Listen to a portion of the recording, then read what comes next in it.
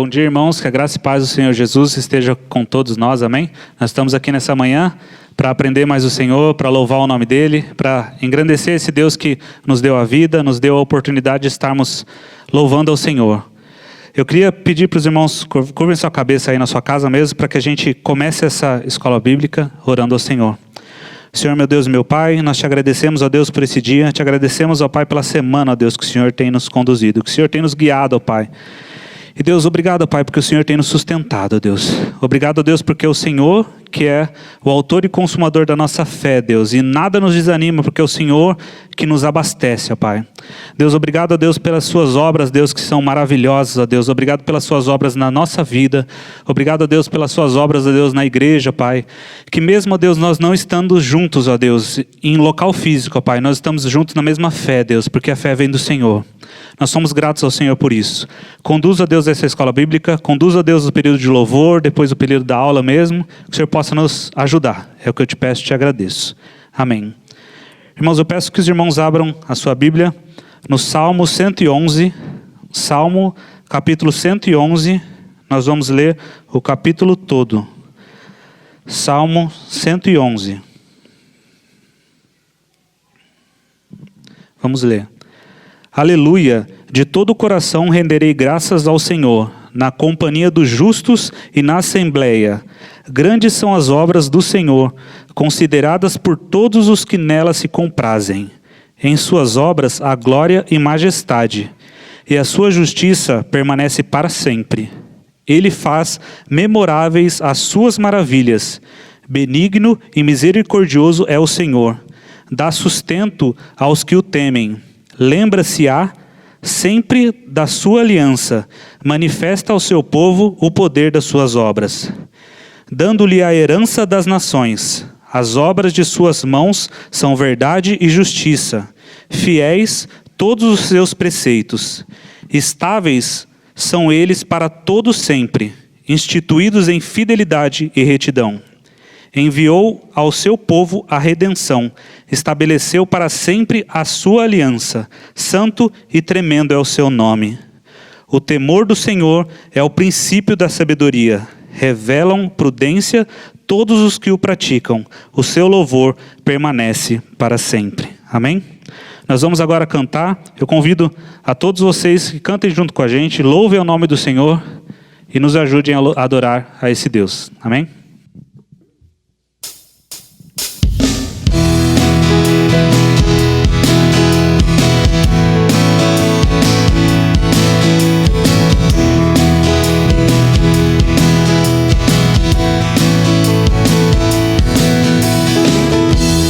Pela manhã te buscarei,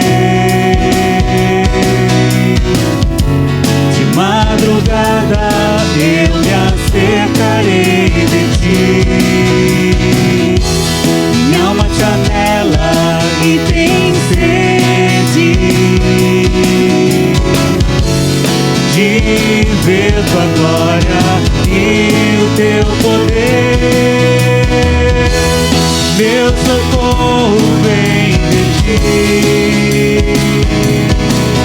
e na sombra de tuas asas regozijarei. Minha alma está pegada a ti, porque tua destra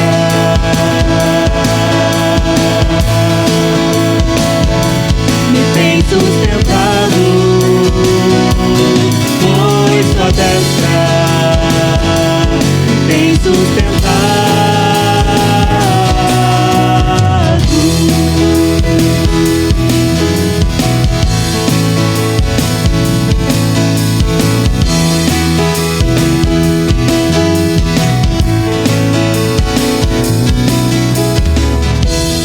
Pela manhã te buscarei,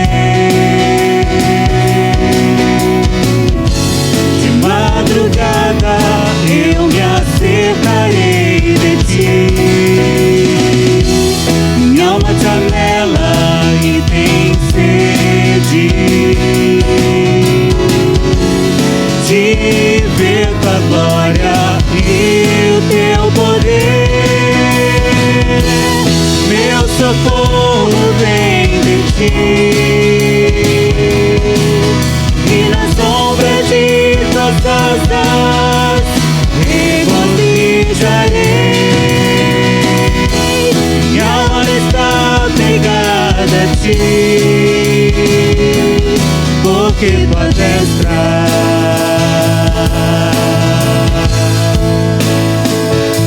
me tem sustentado, pois tua destra me tem sustentado.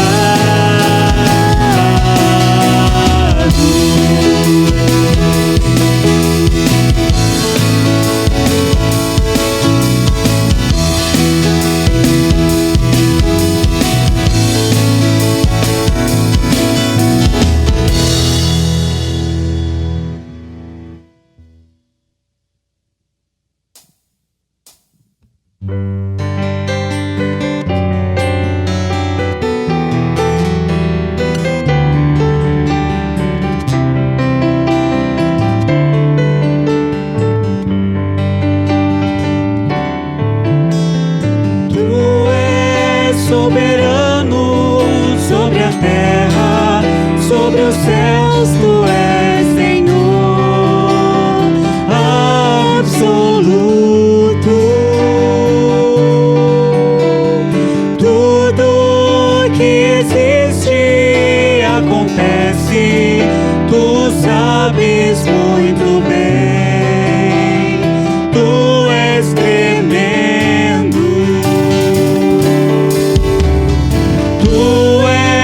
Soberano sobre a terra, sobre os céus, tu és Senhor absoluto. Tudo que existe acontece, tu sabes muito bem, tu és tremendo. Apesar desta glória que tem, tu te importas comigo também. E esse amor tão grande eleva-me, amarra-me a ti. Tu és tremendo. Apesar desta glória que tem, tu te importas comigo também. E esse amor tão grande eleva-me, amarra-me a ti. Tu és tremendo.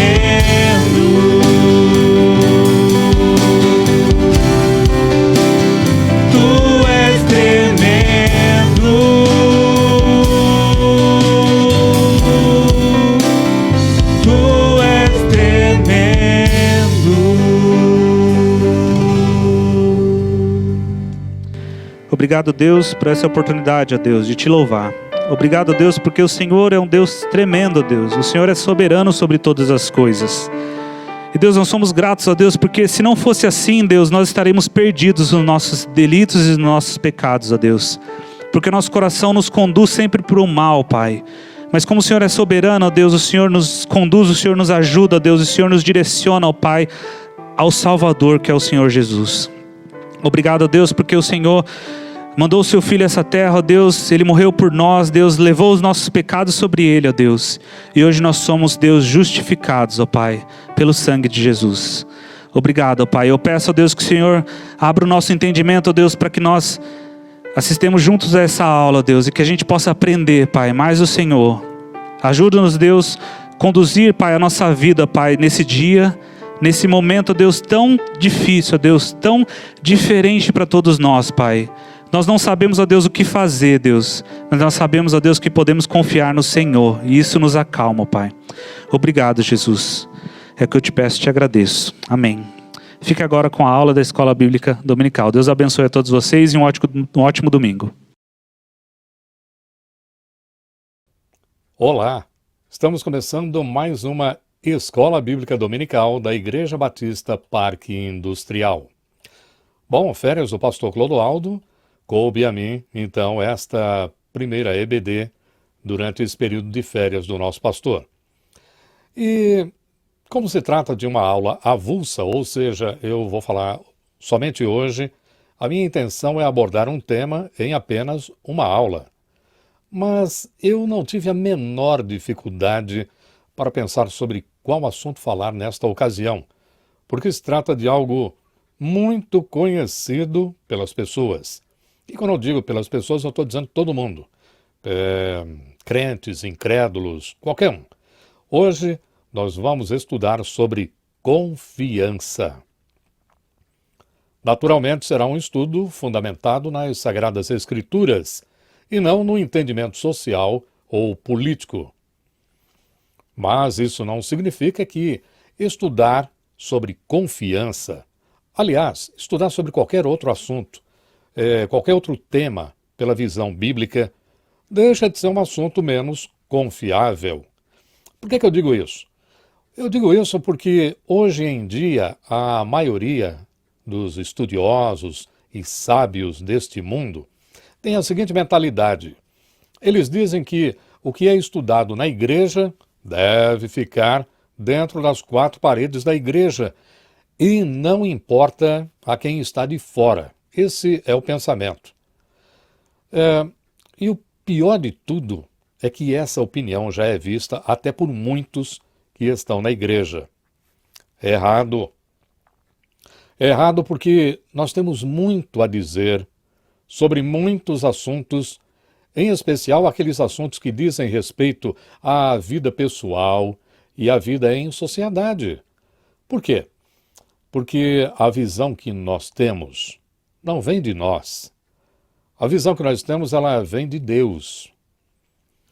Veja isso. Quando alguém quer enxergar mais longe, o que é que geralmente faz? Sobe num lugar mais alto, é ou não é?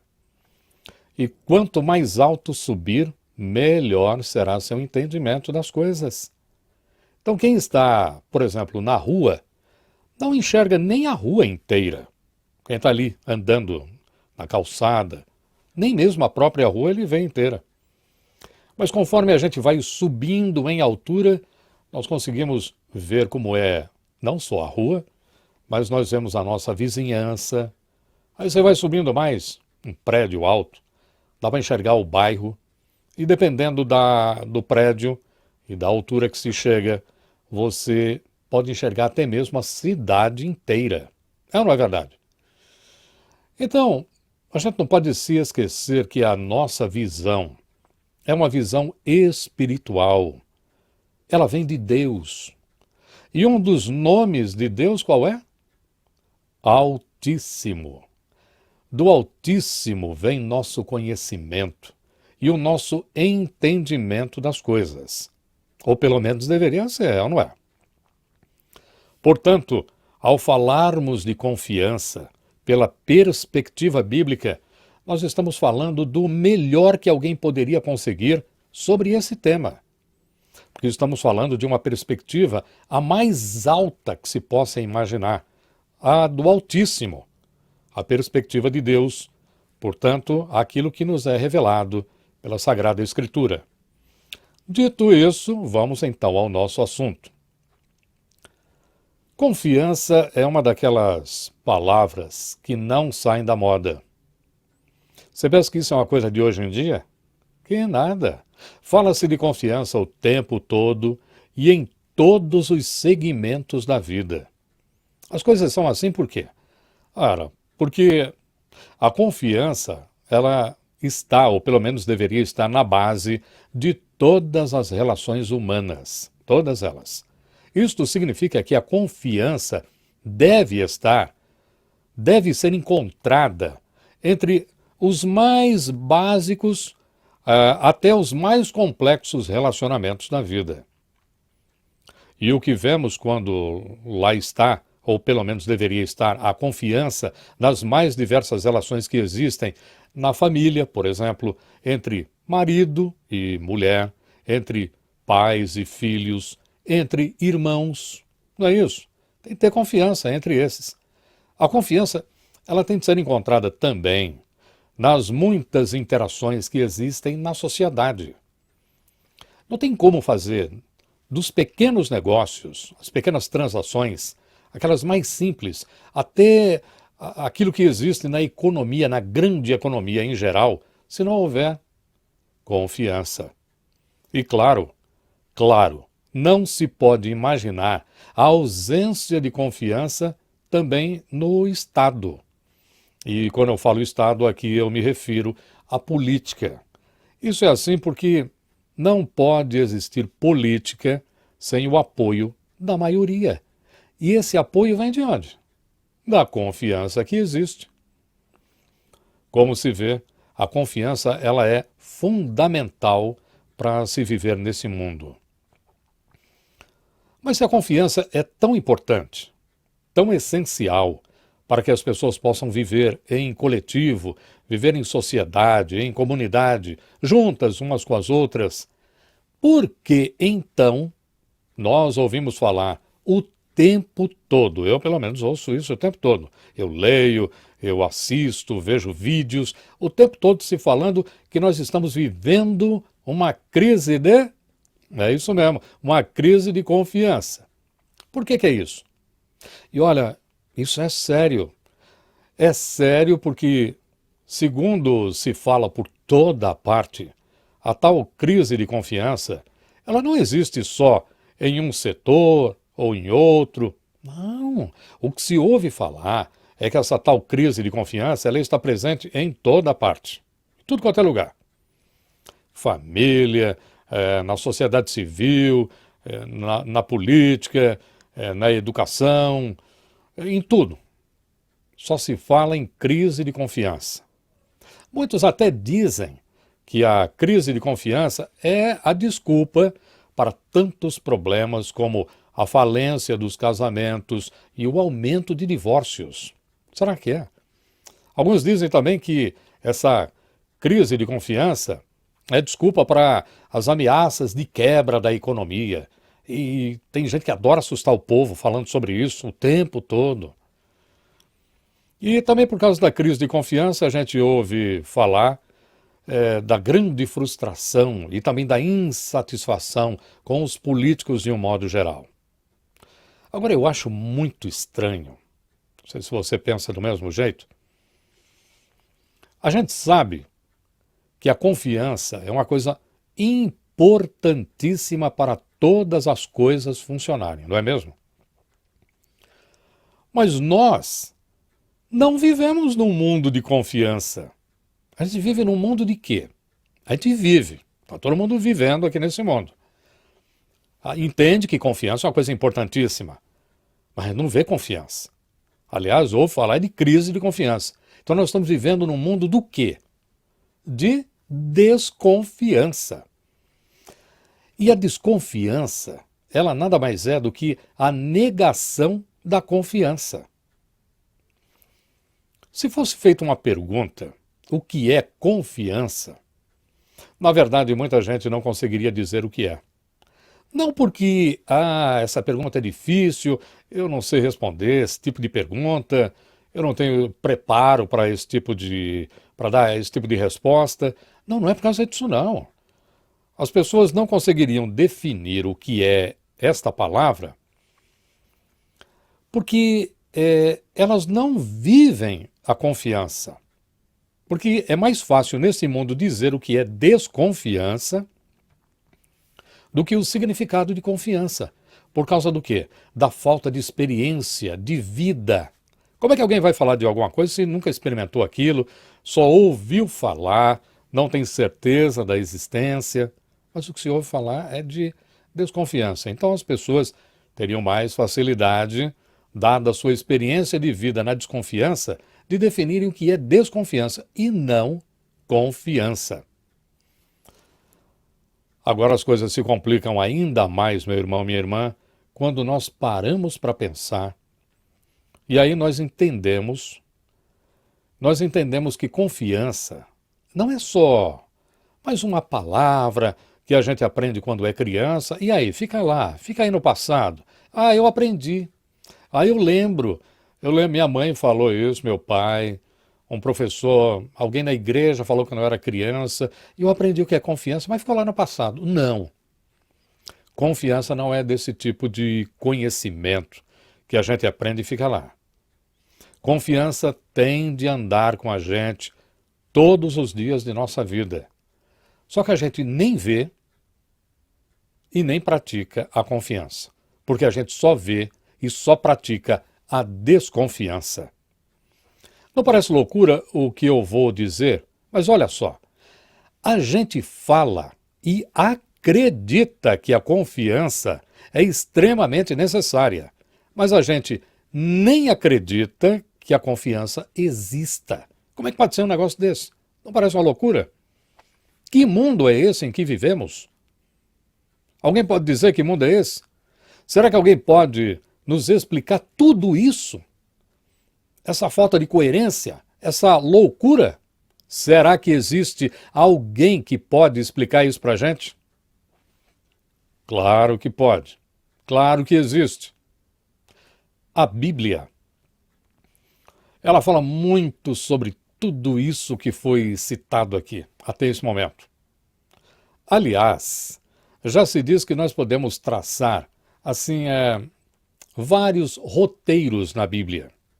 Sim, você poderia entender a Bíblia pelos roteiros, pelos caminhos, certo? E seriam que tipos de roteiros? Seriam, por exemplo, sobre o amor. Você poderia traçar um roteiro de amor pela Bíblia e você veria o amor se desenvolvendo ali do início até o fim. O amor verdadeiro, o amor sem fingimento, o amor puro. Aí você veria mesmo o amor. Aqui, na Bíblia, ela poderia traçar esse roteiro. Mas não só esse. Poderia também haver um roteiro sobre a verdade. Como se fala de verdade hoje em dia, hein? E falando de verdade de um modo totalmente errado, e às vezes até citando a Bíblia. A verdade você vai encontrar nesse roteiro em que ela vai surgir aqui na Bíblia. E a Bíblia vai falar sobre verdade com bastante profundidade e vai mostrar o que é a verdade. E no final das contas a gente fica sabendo que a verdade não é um conjunto de palavras, a verdade é uma pessoa, a verdade é Jesus. Olha que coisa. Só a Bíblia mesmo para poder falar um negócio desse. Mas há outros roteiros. Por exemplo, a gente poderia fazer um roteiro sobre justiça. Quer saber o que é justiça? Você vai caminhando pela Bíblia e ela vai apresentando para você um caminho de justiça, do começo até o fim. E aí, quando você fechar a última página, quando você fechar a última capa, você vai dizer, olha, eu vivo num mundo sem justiça. Porque agora sim eu vi o que é justiça. Do mesmo modo, a esperança, que é outra palavra tão falada hoje em dia. Mas para saber realmente o que é esperança, a gente teria que seguir o roteiro da Bíblia. A Bíblia vai falar para a gente o que é a verdadeira esperança. Em quem nós devemos esperar. Em quem nós devemos confiar. O que é esperança? A esperança, ela tem fundamento? A esperança é um achismo ou é algo sólido? A Bíblia vai falar sobre tudo isso. E daí por diante. Eu citei apenas esses breves roteiros para você ver que dá para a gente estudar a Bíblia, ler a Bíblia, por meio dessas indicações maravilhosas que estão todas aqui, inspiradas pelo Espírito do nosso Deus.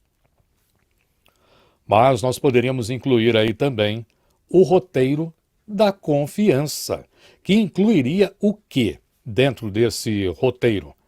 Mostraria o que é a confiança e no final você veria que o tempo todo estariam ali apelos à confiança em Deus. Bom, a aula de hoje vai se ocupar dessas coisas. Em nossa reflexão, a breve reflexão deste encontro, nós vamos dizer, e você vai ouvir aqui, que o diabo ele é mentiroso e nós não podemos confiar nele. Mas o que isso tem a ver? Você vai ver.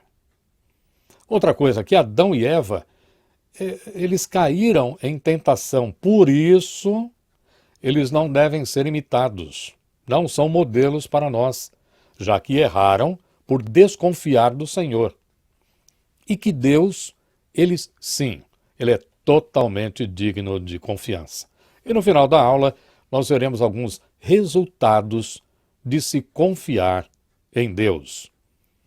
Vamos entender primeiro o que é confiança, de um modo geral. Mas eu quero te pedir para já abrir o Salmo número 20, Salmo capítulo 20, que é o texto no qual nós vamos fundamentar o que será falado aqui. E, evidentemente, nós não iremos estudar o Salmo inteiro. Muito me agradaria, mas dada a brevidade do tempo, uma aula só, nós ficaremos apenas em alguns pequenos pontos deste Salmo. Salmo capítulo 20, por favor, aguarde aí com a sua Bíblia, enquanto a gente começa vendo inicialmente o que é confiança em geral e depois o que é confiança na Bíblia. O que é que a Bíblia vai nos revelar? De onde vem a crise de confiança? A Bíblia fala sobre isso? Fala! A Bíblia vai falar sobre a crise de confiança, de onde ela veio. E também quais os resultados de uma vida na confiança segundo a vontade de Deus. De um modo geral, eu quero falar de um modo básico, confiança, isso que vale para qualquer um que vai falar de confiança, religioso, ateu, crente, incrédulo, qualquer um. Existem dois modos básicos de entender o que é confiança. O primeiro tem a ver com autoconfiança.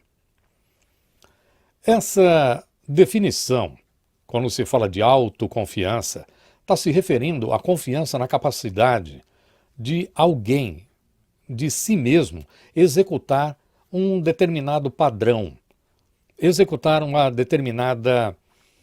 ser capaz para alguma coisa.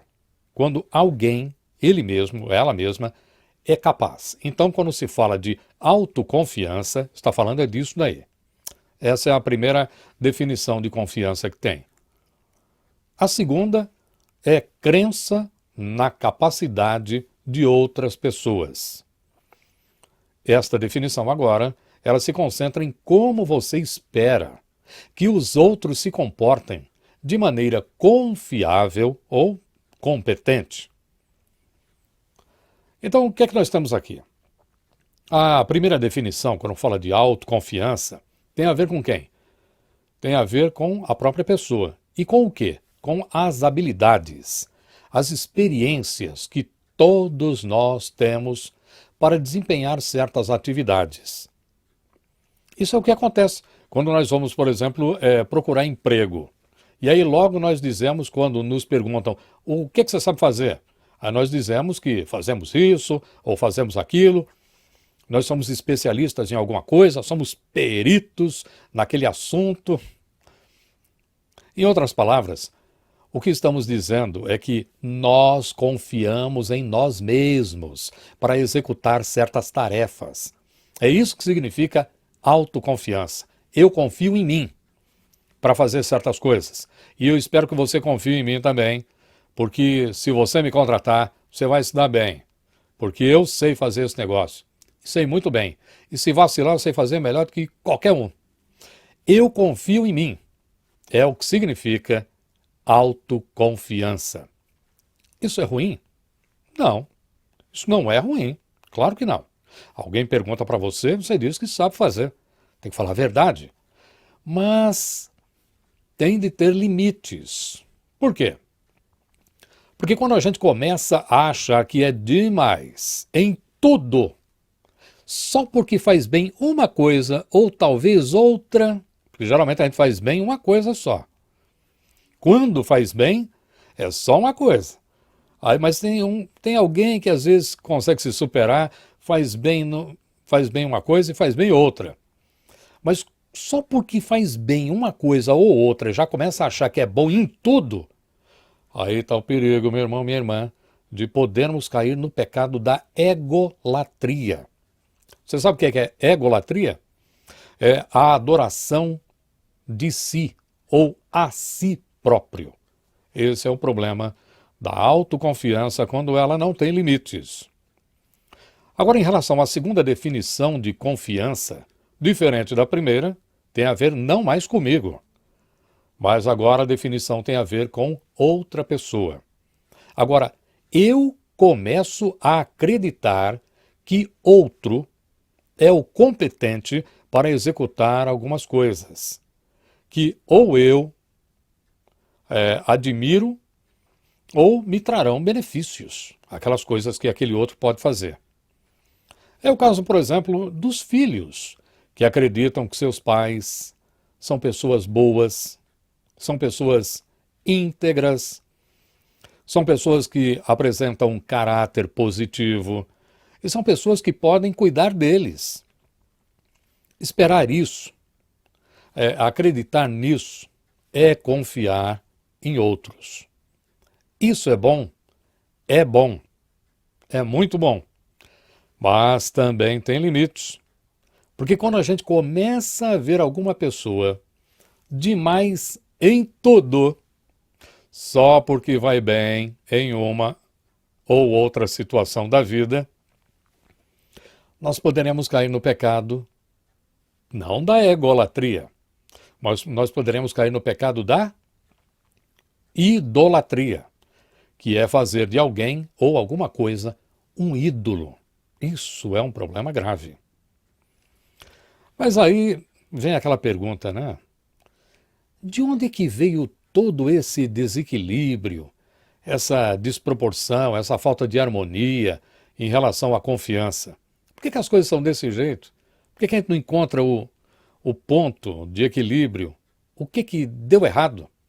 Por que a gente acaba sempre correndo para o lado que não é o certo?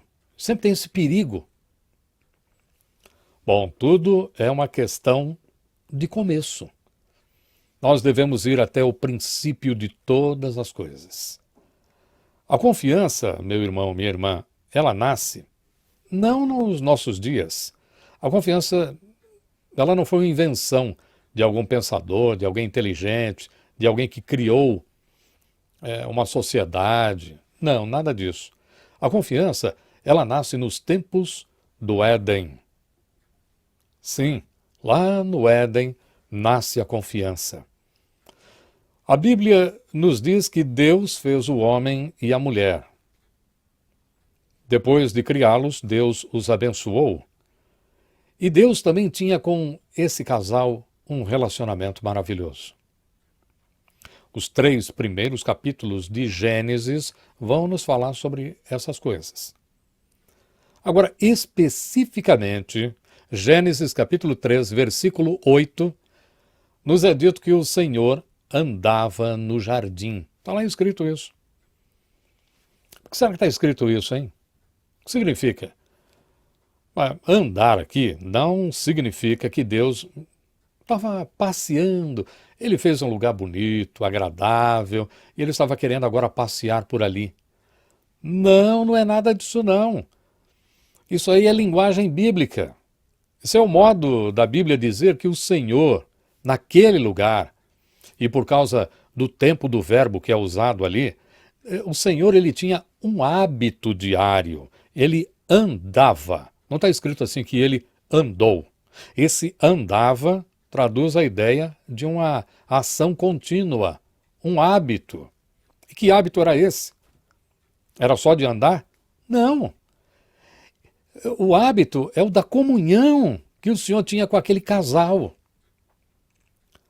Mas naquele dia, lá em Gênesis capítulo 3, versículo 8, naquela tarde, naquele finzinho de dia, porque está escrito ali na viração do dia, o Senhor estava andando no jardim e eles não foram ao encontro de Deus.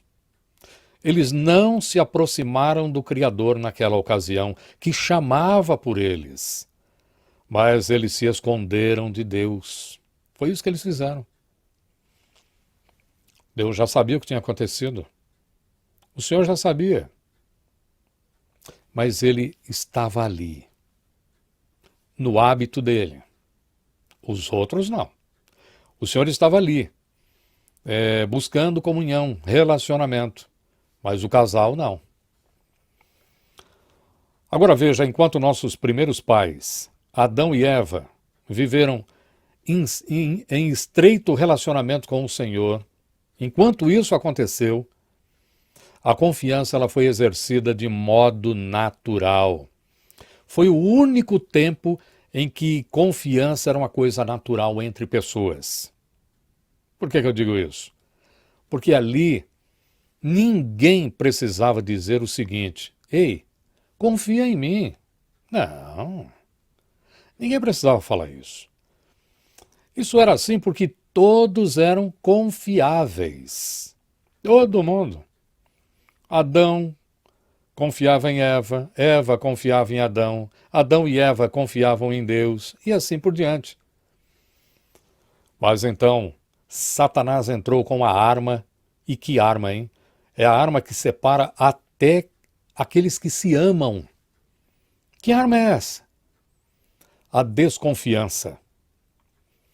De tudo que ele disse, depois você dá uma lida ali no capítulo 3 de Gênesis, uma passagem bastante conhecida, nós fazemos uso dessa passagem várias vezes na nossa igreja, mas de tudo que o diabo falou, ali representado pela cobra, pela serpente, de tudo que ele disse, nós poderíamos, em outras palavras, dizer que foi o seguinte: não esperem de Deus bondade com vocês, porque Ele está escondendo as coisas boas de verdade para Ele mesmo.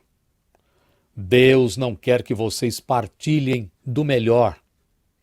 Deus, Ele não merece confiança. Você vê? Que coisa terrível. A primeira tentação, então, ela tinha este objetivo: fazer com que os nossos primeiros pais desconfiassem da bondade e dos propósitos de Deus para eles.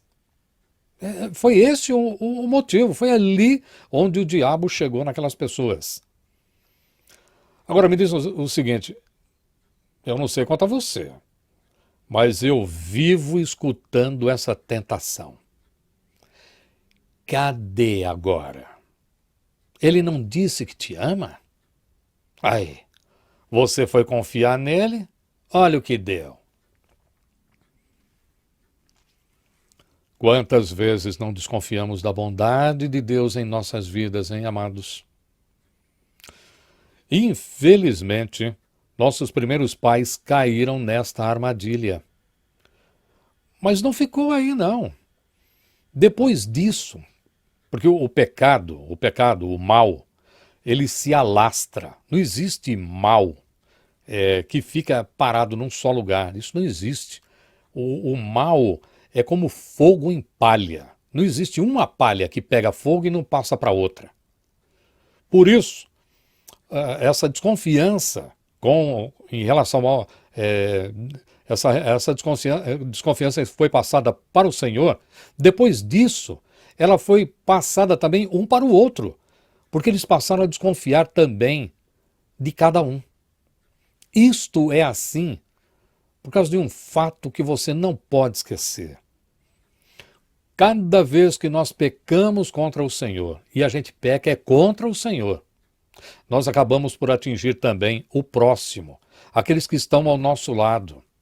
Pessoas que a gente diz que ama, e é possível que a gente ame mesmo, mas eles vão sofrer também, essas pessoas vão sofrer. E, finalmente, nós mesmos vamos acabar sofrendo por causa do nosso pecado contra o Senhor. Pecado é ofensa contra Deus. Ofender Deus vai trazer ofensa para o próximo, aqueles que estão conosco, e também para nós mesmos. Foi o que aconteceu com eles, com os dois. Acabaram sendo expulsos ali do Éden.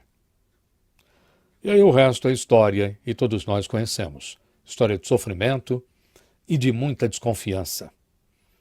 Como você pode ver, não é de hoje. Não é de hoje, mas desde aquela situação trágica lá no Éden, que começou a crise de confiança na humanidade.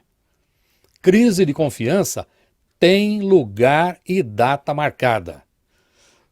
Quando eu digo data, não é que a gente sabe exatamente o dia, a hora, o mês ou o ano, mas a gente sabe que foi quando aqueles nossos primeiros pais estavam ali naquele dia, provavelmente, tudo indica, o último dia deles ali no Éden. E aí, desde que o ser humano desconfiou de Deus, o apelo à confiança tem sido constante. Por que eu digo isso?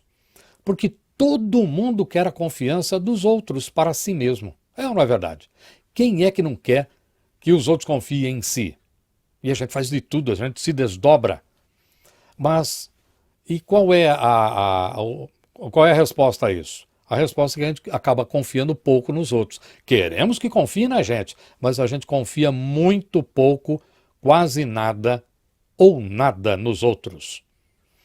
Os nossos corações, eles duvidam das intenções do outro o tempo todo. Quer ver um exemplo? Escuta, você confia em mim? Você confia em mim? Se eu te disser que eu falo uma língua chamada vietnamita, você vai acreditar nisso? Você acredita se eu disser, olha, eu falo vietnamita? Tai Kong Noi Cheng Viet. Sabe o que eu acabei de falar? Vietnamita. E eu acabei de dizer o seguinte, eu não falo nada de vietnamita. Foi o que eu acabei de falar em vietnamita. Deixa eu explicar para você. Você deve estar perguntando, então como é que isso é possível? Eu vou explicar. Na verdade, eu fui na internet e decorei essa frase só para esse estudo, para exemplificar que depois da entrada do pecado no mundo, não seria sábio confiar em tudo o que as pessoas dizem, como se não houvesse pecadores entre nós. E é aqui onde começam os conflitos. Os conflitos no mundo, as guerras. Porque, de um lado, existe aquela exigência de confiança, e de outro, a desconfiança. Mas, com a certeza de que a serpente mentiu, e eu tenho certeza disso, e que nosso Senhor é verdadeiro em todos os seus caminhos, como ele tem provado e comprovado, principalmente na vida de cada um de nós, diferente dos nossos primeiros pais, nós devemos confiar, sim, em Deus, porque Ele é capaz de cumprir o que Ele fala, e nós podemos esperar isso dele. Nós não podemos confiar no exemplo de Adão e Eva, eles não são exemplos confiáveis para nós, mas nós podemos confiar em Deus. Nós não devemos nunca confiar no diabo, nós não devemos confiar nos modelos de Adão e Eva, ainda que tenham sido nossos primeiros pais, e nós devemos confiar completamente em Deus, porque Deus é verdadeiro. O Senhor é o único confiável, e nós devemos confiar nele completamente. E ele está criando uma comunidade, ele está criando um povo seu para ser como ele, pessoas confiáveis. Um dos textos que pregam mais fundo esta verdade nos nossos corações é aquele que se encontra no Salmo capítulo 20, versículo 7. Salmo capítulo 20, versículo 7. O que é que nós temos aqui? Nesse salmo nós vemos escrito o seguinte: uns confiam em carros, outros em cavalos. Nós, porém, nos gloriaremos em o nome do Senhor, nosso Deus. Salmo lindo, a gente conhece bastante esse salmo. Essa passagem, então, esse texto aqui do Salmo capítulo 20, é recitada por todos na igreja. Eu me lembro que eu era muito criança, quando eu já recitava esse texto. Então, do que esse salmo está falando aqui? Tem alguma coisa a ver com o tema desta aula? Tem tudo a ver. O tema do Salmo 20 é a confiança no Senhor, quando o povo ora. Esse é basicamente o tema deste salmo aqui. Então o que é que nós temos? Nós temos aqui a passagem, está registrando uma oração. Esse Salmo 20, todo ele, mostra aqui uma oração em que o povo intercede pelo rei. Quem está falando aqui é a congregação. É um salmista, né? O salmista escreveu oração a favor do rei. É o título que está aqui na minha Bíblia. Oração de canto, Salmo de Davi. Que assim era entendido também lá no Israel Antigo este título daqui. Salmo de Davi ao mestre de canto. Então o que é que nós temos aqui? Uma congregação que ora pelo rei. O povo orando pelo rei, que também estava orando por libertação em batalha. Como a gente sabe, Israel vivia em batalhas. Os inimigos vinham sempre na direção daquele país, daquela nação, e aquelas pessoas viviam em guerra. E aí, nesse tempo daqui, em que o rei Davi estava reinando sobre Israel, foi um tempo de grande confiança no Senhor. Esse salmo vai mostrar isso. No salmo, o povo inteiro tem confiança, e essa confiança ela é expressa por meio de uma certeza. Uma certeza que ocorre aqui. E que certeza é essa? Bom, o versículo 7 que nós acabamos de ler, sim, esse versículo 7 está exatamente numa seção do Salmo sobre a certeza de que o Senhor, ele responde à oração. Daí a confiança do salmista. Então agora a gente vai entender essa passagem, o que é que ela está falando melhor aqui. Nos dias do salmista, as imagens que existiam lá, assim, de poder e de força, elas eram essas que estavam aqui nesse versículo 7. Cavalos e carros. Bom, a gente não deve entender carro no sentido que é normal de hoje em dia. Tudo bem que a palavra aqui é carro, mas a palavra carro que nós usamos hoje, ela originalmente era carro, mas sabe para quê? Para carruagens. Aquelas, como naqueles filmes épicos, também conhecidos como bigas, era daquele tipo ali. Então os inimigos, eles tinham uma grande confiança em si mesmos, aquela tal da autoconfiança. Sim, eles tinham uma confiança enorme em si, porque eles depositavam toda a sua confiança em quê? Nos seus recursos. E os recursos que eles possuíam eram esses aqui: cavalos e carros. O cavalo é um grande símbolo de poder, é um símbolo de dominação, é um símbolo de poder político do mundo antigo. Os reis, os imperadores, adoravam ser vistos sobre cavalos. Sim, andar sobre cavalo era um modo de dizer: sou demais.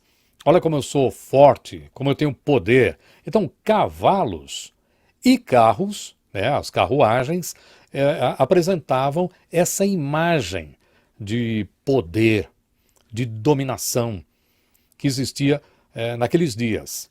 Então, aqueles carros lá, aquelas carruagens, meu irmão, minha irmã, eram invencíveis, eram armas de guerra daquela época lá. Eles eram feitos de ferro e geralmente equipados com armas que poderiam facilmente aniquilar um exército. Imagina só, existiam carros de todos os tamanhos. Aqui eu já não estou falando somente de carros ou carruagens em que apenas o soldado ficava ali. Existiam também estruturas, carros, carruagens, que eram maiores para carregar armas, troncos enormes, armas que arremessavam pedras longe. Eram as armas deles naqueles dias. Você pode achar engraçado, mas eram armas eficazes. E quem possuía isso causava medo no outro. E isso produziu o quê? Confiança em quem tinha e medo no outro. Aliás, medo é uma sensação que acontece exatamente quando a confiança acaba. O que foi que Adão falou para Deus? Está lá no capítulo 3. Ah, eu ouvi a tua voz e tive medo e me escondi.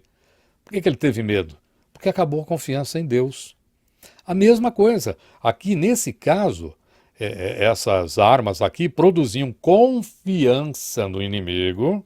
A arma, é como se ela emprestasse, ela produzisse confiança no inimigo. E aí as pessoas olhavam para o olho, para o rosto do inimigo e diziam: olha como ele está confiante. Olha que coisa, né? Olha como ele está confiante. Ele tem muita confiança. E aí, quando ele via confiança no outro, o medo vinha sobre si. Mas a Bíblia mostrou situações em que as coisas fracas confundiram as poderosas.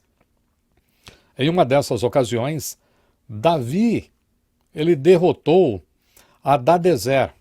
Hadadezer era o rei de Zoba, ou em algumas traduções está rei de Zobá. E ele tinha Hadadezer, ele possuía muitos carros, ele possuía muitos cavaleiros. Você poderá ler isso no primeiro livro das Crônicas, capítulo 18, versículo 4. E em outra ocasião, Davi também, ele derrotou um exército sírio que lutava em carros. Lá estava aquele exército enorme, em cima de carros também. Um capítulo depois, eu falei agora de primeiro livro das Crônicas, capítulo 18, né? Então, pula lá, capítulo 19, versículo 18. Em 1 Crônicas, capítulo 19, versículo 18, você verá o rei Davi vencendo também uma batalha ali. E aí a gente pode até se perguntar, será que esse salmo aqui, capítulo 20, será que ele está por trás de um desses acontecimentos? Será que esse Salmo 20 aqui, depois de falar sobre todas essas coisas, ele tem a ver com essas batalhas que Davi participou? E Davi, ele confiou no Senhor, apesar do rosto dos seus inimigos estar cheio de confiança, de autoconfiança, porque eles estavam se apoiando naqueles armamentos, naquelas invenções. Será que esse salmo tem a ver com tudo isso? Bom, a gente vai saber depois do intervalo.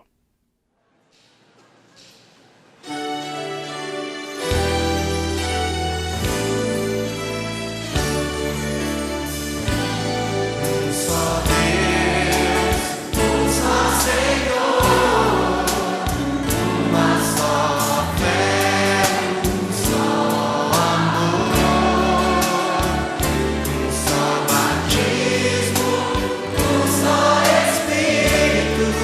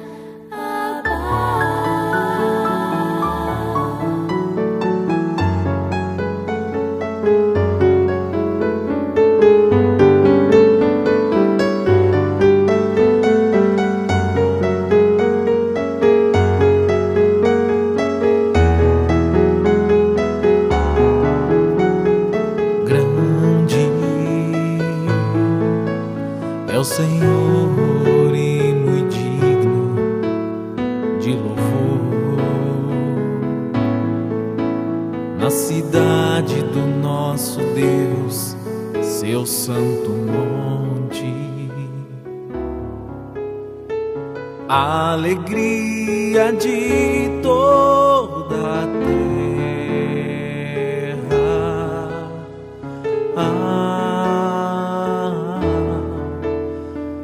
Grande é o Senhor em quem nós temos a vitória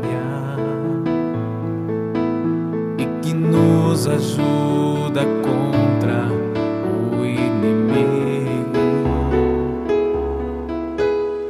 Por isso diante dele nos prostramos,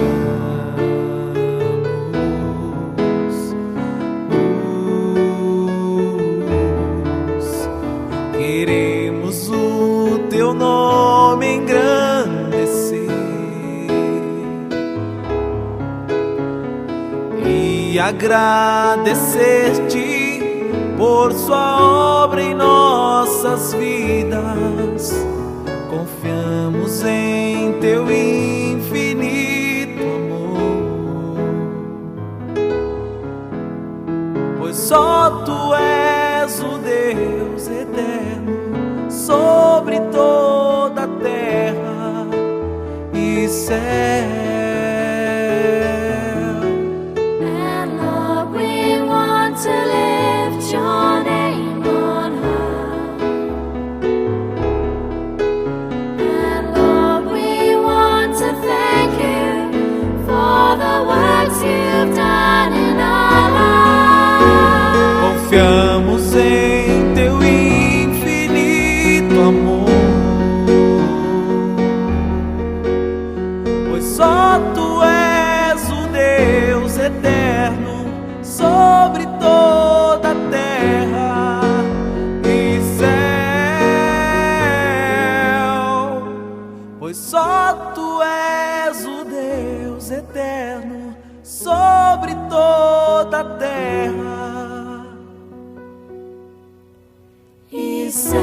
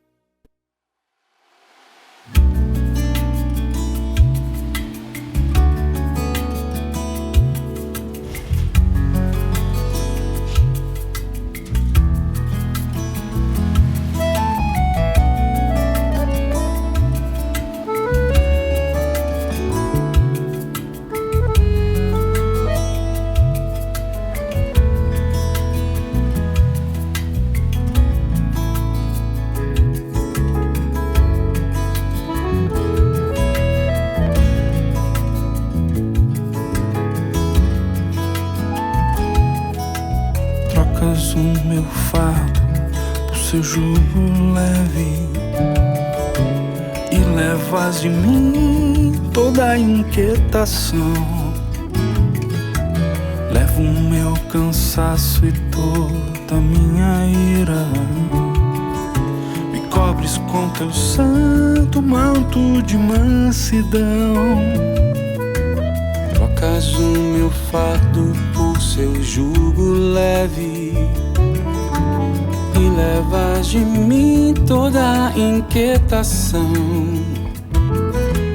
Leva o meu cansaço e toda a minha ira, me cobres com teu santo manto de mansidão. Cura, Senhor, faz da minha vida sua habitação.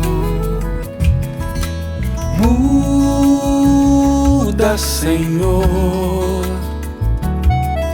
os meus pensamentos e o meu coração. Cura, Senhor,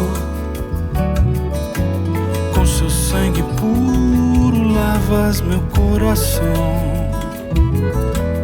Muda, Senhor, faz da minha vida a sua habitação.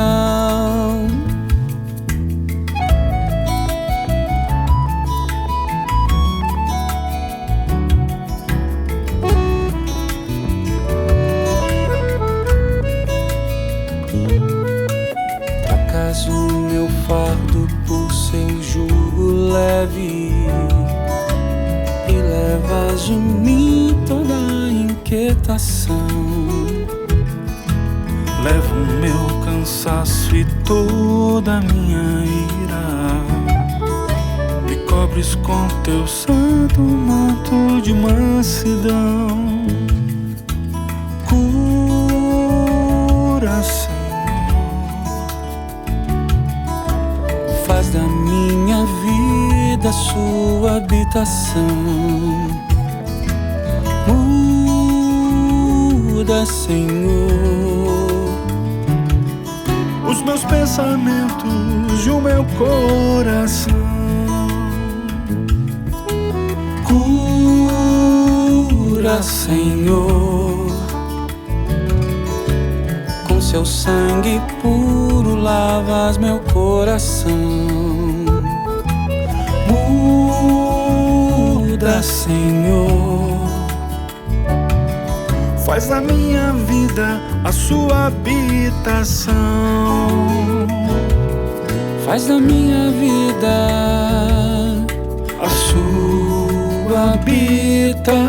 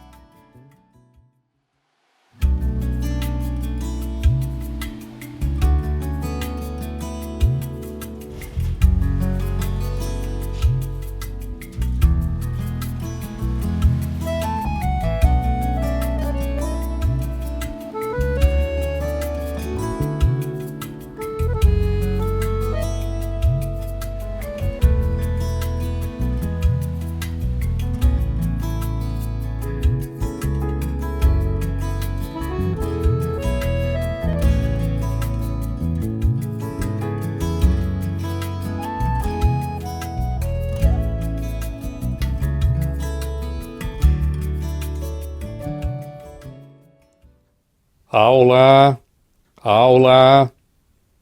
Estamos começando o segundo período. Muito bem, estamos de volta então. Terminamos o primeiro período fazendo uma pergunta especulativa. A pergunta foi a seguinte: será que aquele contexto histórico em que o rei Davi esteve envolvido, aquelas ocasiões que são apresentadas ali no primeiro livro das Crônicas dos Reis, capítulo 18, versículo 4 e 1 Crônicas 19, 18. A pergunta que foi feita foi a seguinte: será que esse Salmo 20 aqui, será que ele foi escrito tendo aqueles acontecimentos como pano de fundo? Será que aqueles acontecimentos estavam por trás de todas essas palavras de confiança que estão aqui? Bom, a minha resposta para você é possível. É possível, porque Davi, ele não era alguém que um dia acordava de manhã e dizia assim: eu acho que hoje eu vou falar sobre a confiança. E aí falava de confiança sem isso ter a ver com a vida dele. Não. Davi, ele falava de coisas que estavam acontecendo no seu dia a dia, da experiência que ele tinha com o Senhor. Hoje, a confiança das pessoas, nós vimos ali no versículo 7, a confiança das pessoas estava naquelas coisas ali, não é? Nos cavalos, nos carros. Hoje em dia, a confiança das pessoas está nas máquinas de guerra, no poderio das potências militares. Fala-se muito sobre isso. Também nas reservas econômicas de um país, nas descobertas científicas. E é isso do ponto de vista das nações. Do ponto de vista pessoal, num bom emprego, quanto mais estudo eu tiver, uma poupança, se eu tiver muitos amigos, de preferência influentes, esse tipo de coisa. A confiança das pessoas hoje em dia está nesses itens, nessas coisas aqui. Tem muita gente que deposita sua confiança somente nestas coisas. E este é o erro. Não é que é errado você ter alguma confiança num bom emprego, no estudo, você se esforçou, foi lá, estudou, ter alguma confiança em amigos, não é isso? Numa poupança.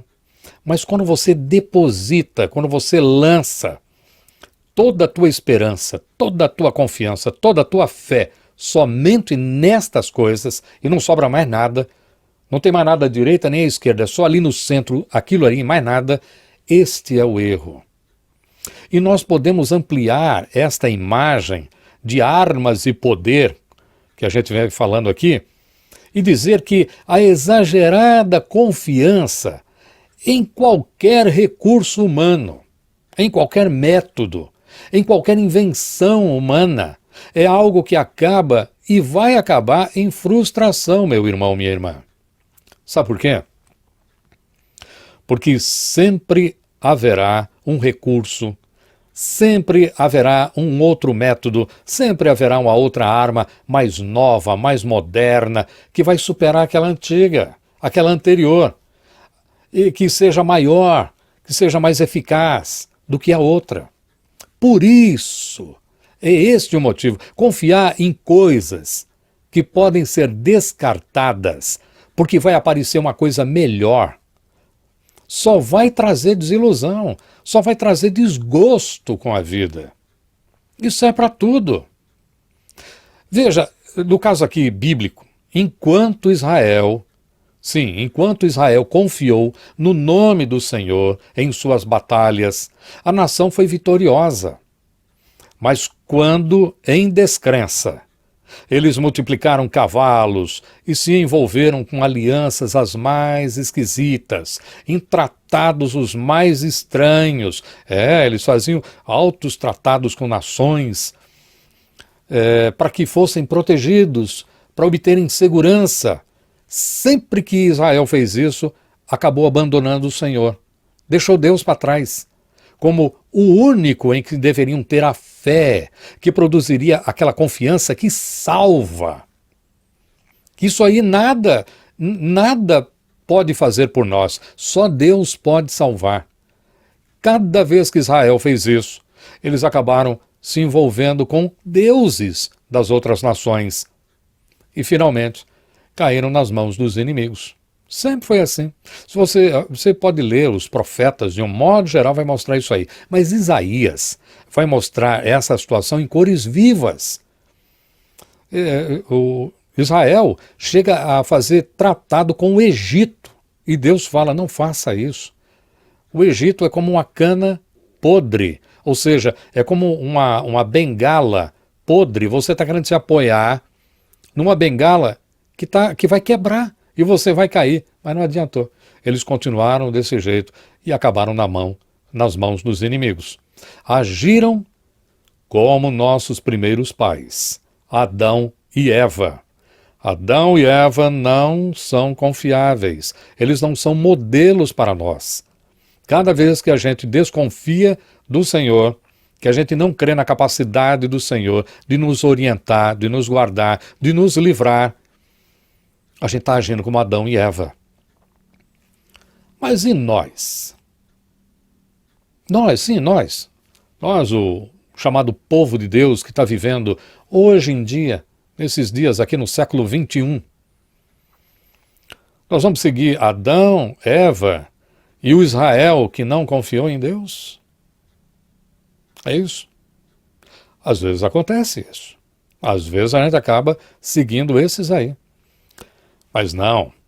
A gente tem que seguir o que está aqui o roteiro de confiança que está aqui no Salmo capítulo 20, versículo 7. Mas nós, eu gosto desse mas.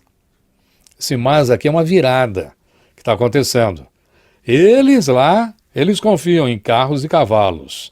Nós, porém é a mesma coisa que mas nós nos gloriaremos em o nome do Senhor nosso Deus. Essa é a segunda parte do versículo 7. Então vamos fazer o seguinte, vamos dividir esta frase inteira. Que frase? Nós nos gloriaremos em o nome do Senhor nosso Deus. Vamos dividir esta frase em duas partes para que o entendimento dela seja abençoador para todos nós. Primeiro, o que significa nos gloriaremos? Pois é, em nossa tradução, aquela que nós usamos aqui na igreja, está nos gloriaremos.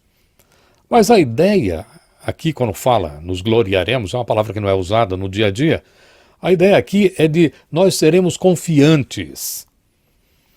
Nós teremos confiança. Ou uma tradução também que é muito conhecida no nosso meio, nós faremos menção. Tem até música. Nós cantamos dizendo faremos menção no nome do Senhor.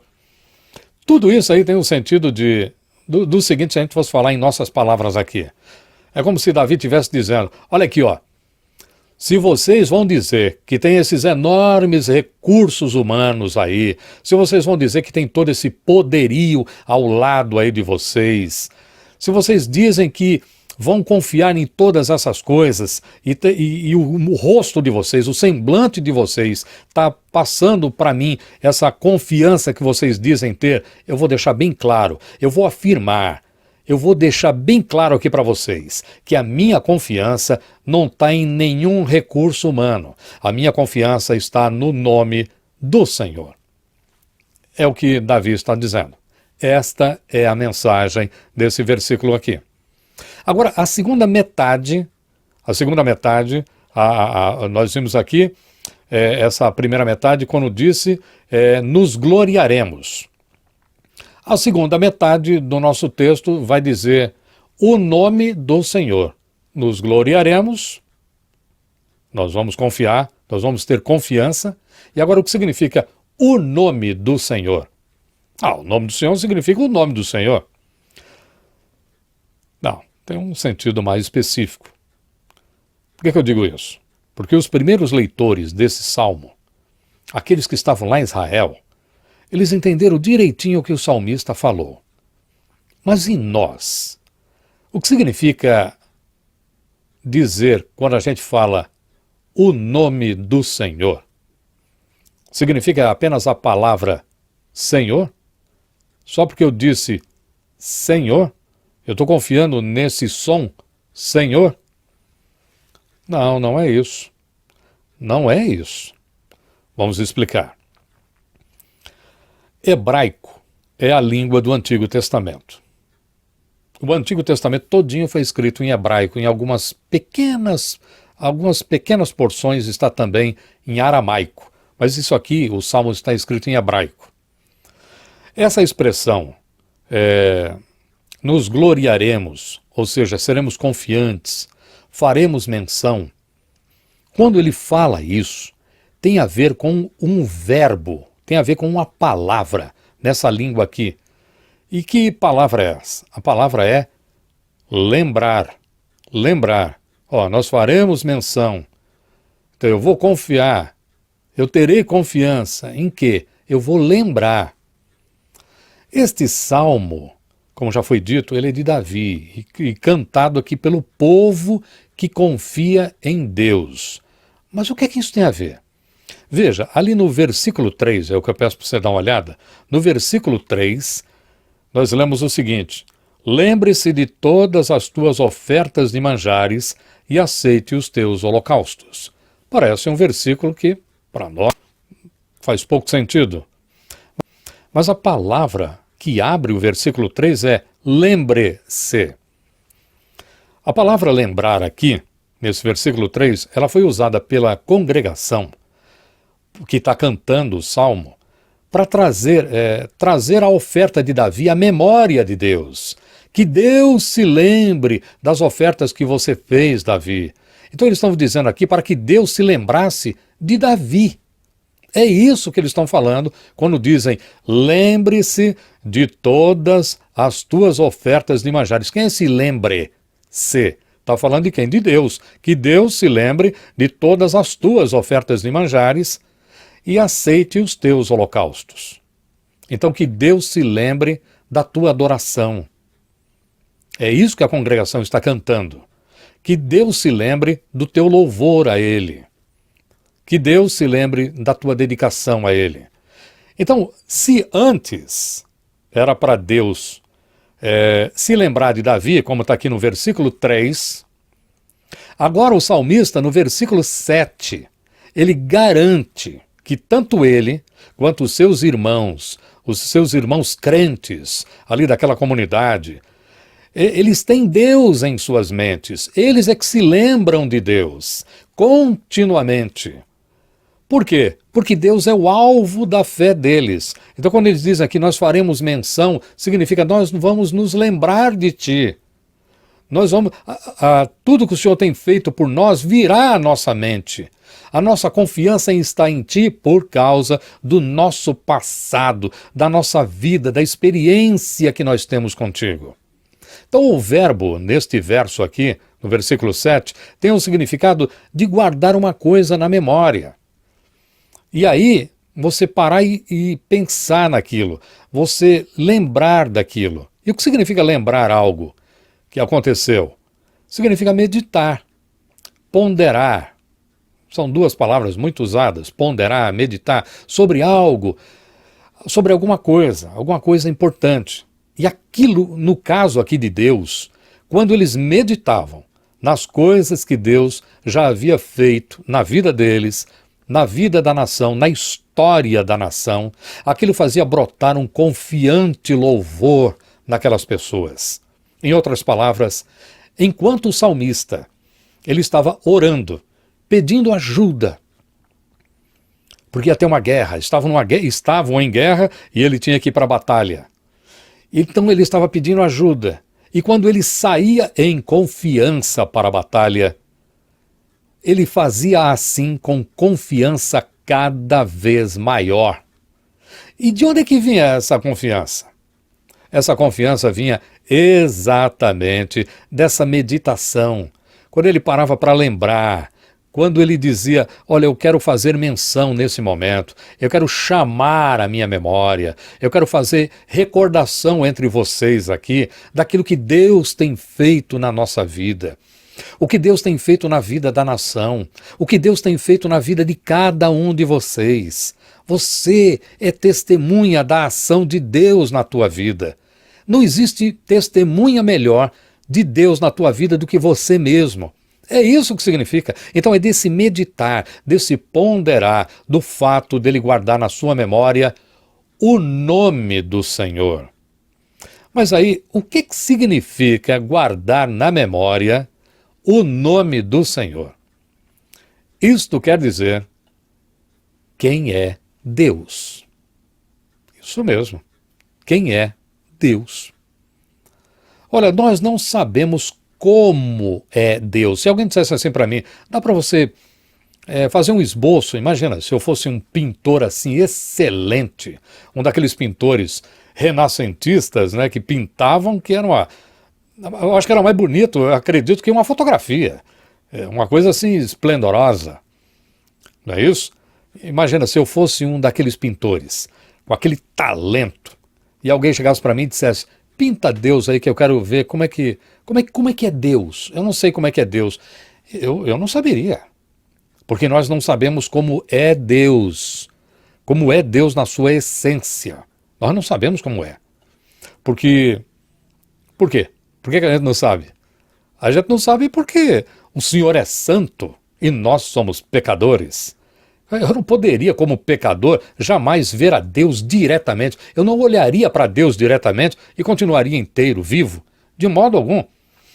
Então não tem como olhar direto para Deus. Então, como é que Deus faz para ele se revelar a nós? Deus, na sua sabedoria infinita,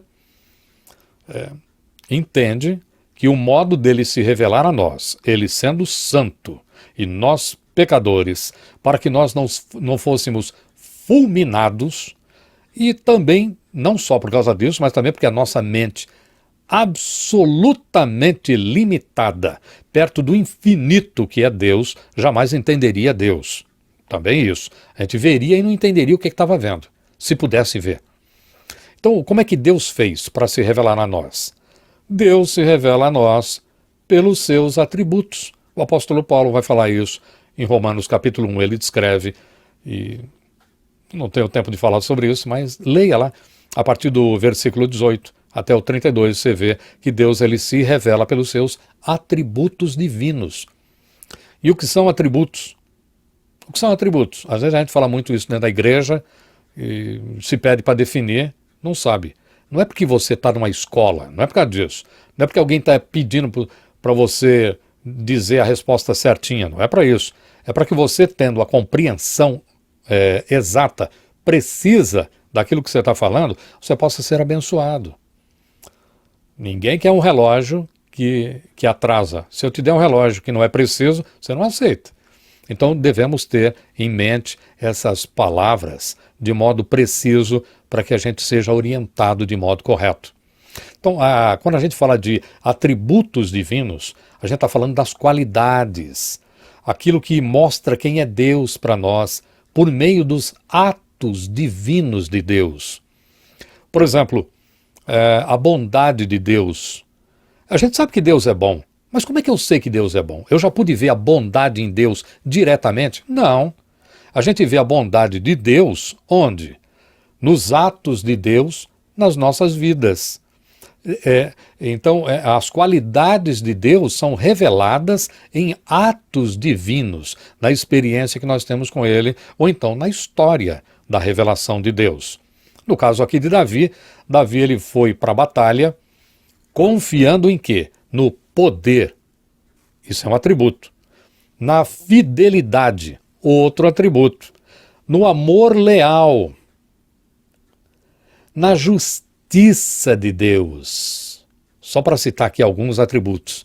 Então ele ia para a batalha pensando nisso. Ele meditava era nisso.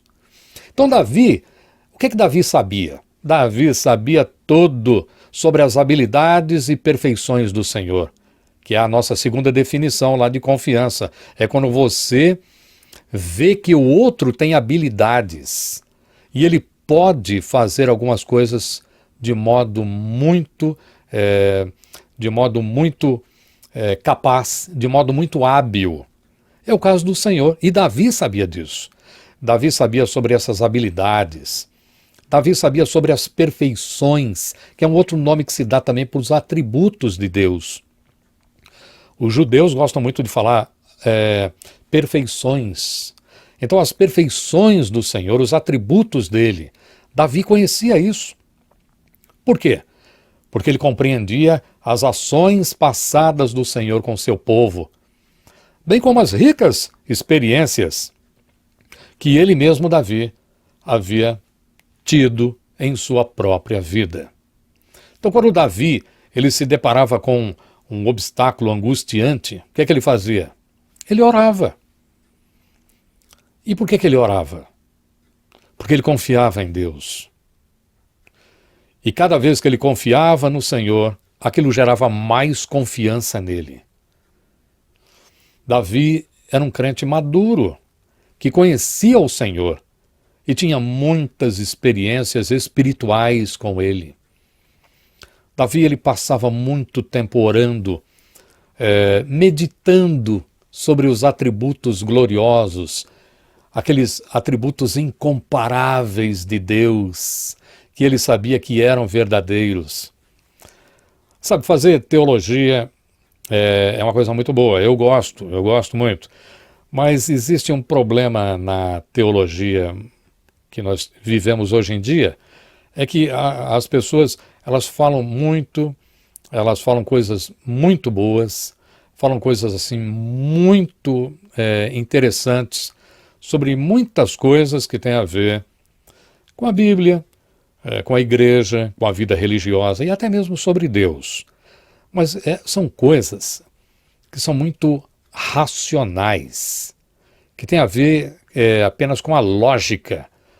Daí o nome teológica, né? É uma coisa assim muito lógica, de conclusões que se tiram. São interessantes, eu não digo que não são muito bons. Mas sabe o que é que falta? Falta ali o elemento da experiência, do caminhar com Deus. Sabe, e era exatamente isso que Davi fazia. Se Davi andasse hoje em dia, e tantos outros desses aqui da Bíblia, se eles andassem hoje em dia, eles seriam teólogos diferentes desses, de boa parte dos que nós vemos hoje em dia. Porque eles, alguém como Davi, seria um teólogo que iria falar dos atributos de Deus. E poderia escrever um livro, Os Atributos de Deus, falando sobre a bondade de Deus, sobre a misericórdia de Deus, o amor de Deus, sabe, a eternidade de Deus. Mas sabe como? A partir da experiência que ele viveu com Deus. Olha que coisa. Olha que coisa maravilhosa. Olha que teologia. Teologia encarnada é o nome desse negócio. É, a teologia que se torna carne. Sabe, porque a pessoa vive aquilo ali. Está vivendo. Não é uma coisa que apenas aprendeu. E esse é um convite, uma chamada que é feita à igreja para fazer a mesma coisa. Fazer teologia viva, teologia encarnada. Não havia dúvida na mente de Davi, após uma meditação assim tão maravilhosa, tão santa, que Deus era plenamente capaz de responder à oração. E aí, com toda a confiança que uma meditação como essa daria, aí sim, ele lutaria, ele sairia para aquela batalha em nome do Senhor. Ou seja, o nome do Senhor, como foi explicado aqui, de acordo com o Senhor, com a pessoa do Senhor, com os atributos dele. Isso é o que significa em nome do Senhor. E aí, ele iria para a batalha pensando nessas coisas. E como é que ele voltaria? Imagina só, ele meditava nessas coisas e aquilo, sabe, levantava um louvor em Davi. E ele ia para a batalha. E aí como é que ele voltava? Ele voltava da batalha para louvar o nome do Senhor. Ou seja, para continuar falando dos atributos do Senhor, de como o Senhor estava se revelando a ele naquela ocasião. Que diferença, hein? A gente vê, por exemplo, alguns líderes, de um modo geral, treinadores de futebol, líderes de empresa, líderes políticos, líderes em igreja, que às vezes reúne os seus e faz uma rodinha, tá na moda isso, não é? Faz uma rodinha e fala assim, vamos lá, aí o pessoal diz, vamos lá, vai com força, é isso mesmo, vai com força. Aí eles acham que fazendo esse tipo de ação, isso vai produzir motivação nas pessoas. Isso vai produzir, sabe, um ímpeto. Vai fazer com que as pessoas vão lá e batalhem, deem o seu melhor e voltem vencedores. Olha, isso daí, se der certo, só dura só aquele momento. Só aquele momento. No dia seguinte você tem que fazer outra vez. E mais, e mais, e mais. Porque já está, inclusive, comprovado que motivação é uma coisa que você tem que fazer periodicamente, senão os teus motivados ficam para baixo. Agora, no caso aqui de Davi, ele não precisava de nada disso. Ele vivia por esses princípios que só iam crescendo mais e mais dentro dele. Ele não precisava de ninguém chegar e falar assim, ei, Davi, vamos lá, Davi, você vai arrebentar, Davi. Não, ele não precisava de nada disso. Porque ele lembrava do que o Senhor já havia feito na vida dele. E ele iria escutar tudo o que aconteceu já na vida dele. O seu próprio coração iria falar, porque Deus estava ali com ele, naquela memória, naquela meditação. E aquilo fazia com que Davi tivesse mais confiança no Senhor, na pessoa do Senhor, ou, em linguagem bíblica, no nome do Senhor. Não é de admirar, não é de admirar, que as orações e também os louvores de Israel, se você, olha, eu convido você, leia os salmos, principalmente os salmos, que são orações, são cânticos, são orações. Você vai ver ali louvores, Israel louvando o tempo todo. Todos esses louvores aqui estão cheios dos atributos de Deus. Jesus, ele faz a mesma coisa. Ele abre a oração do Pai Nosso. Como? Pai nosso que estás no céu, santificado seja o teu nome. Veja, ele está falando do grande atributo de Deus, que é que Deus é santo. O teu nome, a tua pessoa, santo é, o Senhor é santo. Então, quer dizer, isso faz parte da vida do povo de Deus, falar dos atributos de Deus, falar dessas qualidades de Deus. Aqui, então, está a fonte da confiança de Davi e também daquela congregação que estava cantando ali. O nome do Senhor, ou seja, os atributos demonstrados. O que eu quero dizer por atributo demonstrado? Não é atributo apenas falado. Me cita aí 3 atributos de Deus. Amor, benignidade, compaixão. Só isso, falou. E a pessoa não... E aí, o que isso tem a ver contigo? Não, eram atributos demonstrados na vida de cada um. E esses atributos demonstrados encheram seus pensamentos. E isso inspirou os louvores de Davi. É por isso que ele escreveu essas coisas maravilhosas. Ele era inspirado pelo Espírito de Deus assim. Ele não fechava um olho, e aí o Espírito de Deus pegava na mão dele e ele escrevia. Não, não é nada disso. Nada disso. Ele era inspirado por Deus desse modo aqui, como a palavra nos revela, a partir da meditação nos atributos maravilhosos de Deus na vida dele mesmo, Davi. Isso nos leva a pensar. A gente está chegando ao final da aula e isso nos leva a pensar. Deus tem agido na minha vida. Tem. Ele tem agido na minha vida. Eu sei que ele tem. Para começar, Deus me salvou. E eu não tenho dúvida disso. Depois, o Senhor, ele tem agido na minha vida porque ele está me transformando. É palavra dele, é promessa dele. O Senhor está me transformando. Quando ele me tirou do mundo, eu não estava com nada. Então ele tinha que me transformar. E está me transformando à imagem do Filho dele. Coisa maravilhosa. Então isso é algo muito grande na minha vida e que Deus tem feito. Além disso, Deus tem me livrado de situações terríveis. E como é que ele tem me livrado dessas situações terríveis? Ele tem me livrado principalmente por causa do novo entendimento que ele mesmo tem colocado em meu coração. O entendimento que ele colocou no meu coração a partir da sua palavra santa, que me fez ver como é o mundo, como sou eu, quem é Deus. Então, Deus me colocou também na família dele. E isso tem sido precioso para mim.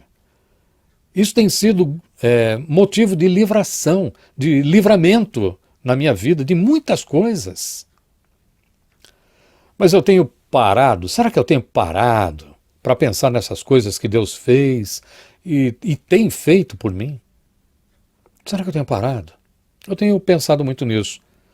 Depois de ver esta passagem do Salmo 20, não será por isso que a minha confiança em Deus está diminuindo? Deus age em mim, mas eu não reconheço as suas ações em mim. Este salmo está me dizendo que está faltando, sabe o quê? Experiência com Deus, da minha parte. E as pessoas hoje em dia falam tanto de experiência, ou não é? As pessoas falam de todo tipo de experiência. Você tem que ter experiência com Deus, você tem que ter uma visão, Você tem que ver milagres, senão você não tem experiência com Deus. Tem gente que fala muito sobre isso. A gente ouve essas coisas e a gente pensa, será que é isso? Será que é isso que eu tenho de ter para ter mais confiança em Deus? Claro que não. Não é nada disso. O salmista aqui nos ensina que ter experiência com Deus tem a ver comigo. Porque Deus já vem agindo na minha vida. Ainda que Deus esteja presente em minha vida o tempo todo, eu não tenho reconhecido isso. Eu não tenho parado para pensar sobre isso. Eu não tenho dignificado isso. Eu não tenho exaltado isso. Eu não tenho visto a bondade de Deus na minha vida. Eu não tenho visto a misericórdia de Deus na minha vida. Eu não tenho visto o amor de Deus na minha vida. A culpa é minha. E aí, se está faltando confiança, é por quê? É por causa de Deus? Não, não é. É por causa de mim. Eu não tenho parado para pensar sobre isso, para ponderar, ou seja, para pesar essas coisas. Irmãos, vamos meditar na bondade de Deus. Por exemplo. E isso é pensar no que Deus tem feito por você, por mim. Sabe? Não por causa de nós.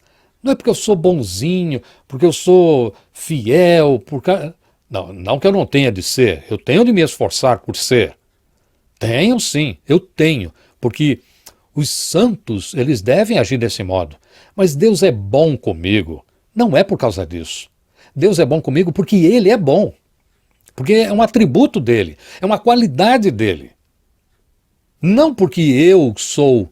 E aí Deus olha, mas olha como ele é especial, hein? Você viu, anjo? Demais ele, hein? Eu vou ser bom com ele. Nada disso. Deus é bom comigo, com você, conosco, porque Ele é bom. Vamos meditar na justiça de Deus e pensar sobre o que Deus tem feito por cada um de nós, por mim, por você, e pensar sobre o que Deus tem feito porque Ele é justo, não porque eu ajo com justiça, ainda que eu devo me esforçar, ainda que eu devo me entristecer, que eu devo chorar quando eu agir com injustiça, porque eu devo correr para a justiça, eu devo ser assim. Mas Deus, Ele é justo comigo. Não é porque eu sou justo. É porque Ele é justo. A justiça está nele. E assim por diante. Vamos meditar no Senhor. Meditar nas qualidades do Senhor. Pensar nesses atributos maravilhosos desse modo. Olha, isso aqui não é um exercício intelectual. Isso aqui não é um daqueles, então, que joia, é um exercício espiritual que eu aprendi hoje lá na EBD. Não, não é nada disso. Isso aqui tem a ver com vida, tem a ver com verdade, tem a ver com reconhecimento, tem a ver com agradecimento, tem a ver com reconhecimento. É um ver, é um enxergar Deus nas nossas vidas, é enxergar Deus. Cadê Deus? Eu não vejo Deus hoje em dia. Que bonito no tempo de Davi. Você acha? Era a mesma coisa. Se Davi viesse hoje em dia, ele diria, você é maluco? Você acha que eu vejo Deus? Eu não vejo Deus, não. Eu enxergo Deus na minha vida, me abençoando nas experiências que eu tenho com Ele, por causa dEle. E é isso que vai nos dar confiança em Deus. A minha vivência com Ele é que vai me fortalecer nesta vida. Vida complicada essa, hein? Essa aqui é uma vida complicada. Tem momentos que são muito bons, muito agradáveis, muito gostosos, mas de repente tranca a gente, não é verdade? Então, por quê? Porque a vida é desse jeito e a gente precisa de fortalecimento nesta vida. E esse fortalecimento vem deste relacionamento com o Senhor. Esse relacionamento é que vai aumentar a minha confiança e vai se tornar em louvor, vai virar um cântico. Eu vou fazer o meu salmo, eu vou cantar o meu cântico ao Senhor, reconhecendo Deus em tudo o quê? Em tudo Ele é competente na condução do meu viver. o meu viver é conduzido pelo Senhor, Ele é hábil para isso. Então eu posso confiar nele? Totalmente. Deus é confiável. Esse é um atributo dele. Deus é confiável. Assim como ele é santo, justo, bom, misericordioso, Deus é amor, Deus é confiável. Deus merece a nossa confiança. A gente pode se lançar nele por tudo que ele já tem feito por nós. Só de ter mandado Jesus, o Filho único dele por nós. Isso é uma coisa maravilhosa. Bom, como se pode ver desta passagem, em meio a muitas outras que a Bíblia pode nos apresentar, entre os vários resultados da confiança em Deus, eu gostaria de destacar que confiar em Deus nos leva a viver sem medo. Viver uma vida sem medo diante das circunstâncias, porque Deus está presente. Quando a gente tem confiança em Deus, a gente confia que Ele está presente. E Deus presente lança fora todo medo. Quem é que tem medo sabendo que Deus está presente? Um outro resultado importante da confiança no Senhor é que nós podemos, sabe fazer o quê? Orar com firmeza.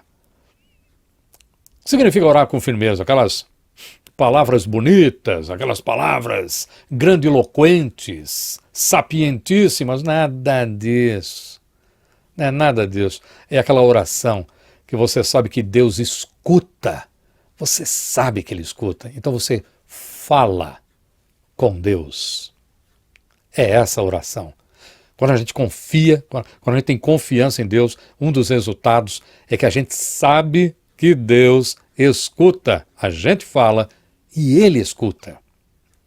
E por último, mas não por fim, porque tem muito mais, que nós não temos tempo, porque Deus é digno de confiança, nós podemos aceitar sem vacilar as suas ações em nossas vidas. Por quê? Por que nós podemos aceitar tudo que Deus manda para nós? Porque a sua vontade é perfeita, é sempre perfeita. A gente desconfia da vontade de Deus, porque nós não confiamos no Senhor. Porque quando nós confiamos nele, o que ele manda, a gente aceita e ainda louva, porque a sua vontade é perfeita. Bom, eu ainda poderia acrescentar que a confiança em Deus é tão maravilhosa que nós não devemos ter dúvida de que nós, os que confiamos assim nele, nós somos salvos. Você confia que você é salvo? Você acredita nisso? Você está salvo? Pode confiar. Confia sim. Porque graças aos seus atributos verdadeiros, ou seja, as suas qualidades divinas agindo em nossas vidas, nós temos esta garantia de Deus de que nós somos salvos. Amém. Espero que tenha ficado claro para você sobre confiança em Deus. Confiança em Deus é muito mais do que dizer eu confio em Deus. Confiar em Deus, como o salmista nos mostra aqui, é trazer à mente aquilo que o Senhor já tem feito na tua vida. E, portanto, crer que Ele é capaz, que Ele é hábil para te conduzir e se jogar nas mãos dele. Isso é confiar em Deus. Isso é ter confiança em Deus. Senhor, nós te louvamos e te agradecemos por esse tempo juntos em que pudemos meditar na tua palavra, Senhor, onde nós pudemos ver aqui na tua palavra, onde nós pudemos entender, ó Deus, de modo adequado, de modo correto, o que é confiar no Senhor. Ó Deus, quanto nós temos nos afastado de Ti por falta de confiança. Senhor, que nós não acreditemos, que nós não demos o nosso crédito, que nós não demos voto de confiança para o inimigo, porque aí nós estaríamos desconfiando de Ti. Mas que nós, ousadamente, nós possamos agir de modo completamente diferente, ó Deus. Que nós possamos sempre dizer que o inimigo é que não merece a nossa confiança. E que nós jamais desconfiemos, ó Deus, da Tua bondade nas nossas vidas. Dá-nos um restante de tempo contigo ainda neste dia, neste domingo, e logo mais à noite estaremos juntos, louvando a Ti, ó Deus, porque nós reconhecemos tudo que nós temos nas nossas vidas, na experiência que nós temos contigo, da Tua presença conosco. E aí nós vamos louvar ao Senhor num culto abençoador, abençoado, porque nós estaremos dizendo o quanto nós Te amamos, por tudo aquilo que o Senhor tem feito conosco, pela experiência de relacionamento que nós temos contigo, ó Deus. Que nós possamos manifestar a nossa confiança em Ti, na adoração, no culto ao Senhor. Nós Te agradecemos por estas bênçãos maravilhosas que o Senhor tem mandado por meio da Tua palavra. Por Cristo Jesus, na comunhão do Teu Santo Espírito, hoje e sempre. Amém.